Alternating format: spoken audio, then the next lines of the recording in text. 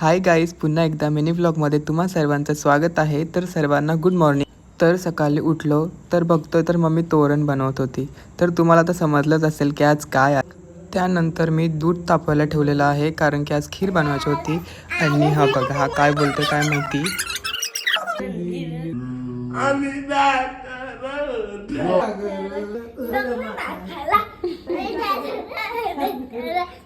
हां, आता डान्स बघून झाला असेल तर हे चितलेचं इन्स्टंट खीर मिक्स आहे.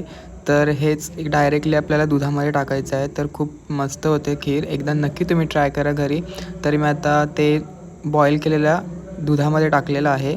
त्यानंतर मिक्स करून त्याच्यामध्ये मी ड्रायफ्रूट्स टाकलेले आहेत. पण ड्रायफ्रूटमध्ये फक्त माझ्याकडे काजू होतं, तर काजू आणि हा बघा इकडे काय करतो किचनच्या खाली घुसला आहे. इतका आगाऊ आहे ना. त्याच्यानंतरला मी थोडंसं किशमिश टाकले.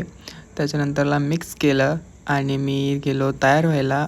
येस, तर आता मी तर रेडी झालेलो आहे आणि तुम्ही बघू शकता मी ग्रीन आणि ब्लॅकमध्ये असं काहीतरी घातलेलं आहे. आणि आता मी जातो मम्मीच्या बेडरूममध्ये आणि बघतो की तिने तोरण बनवलं आहे की नाही. तर पुढे बघत राहा.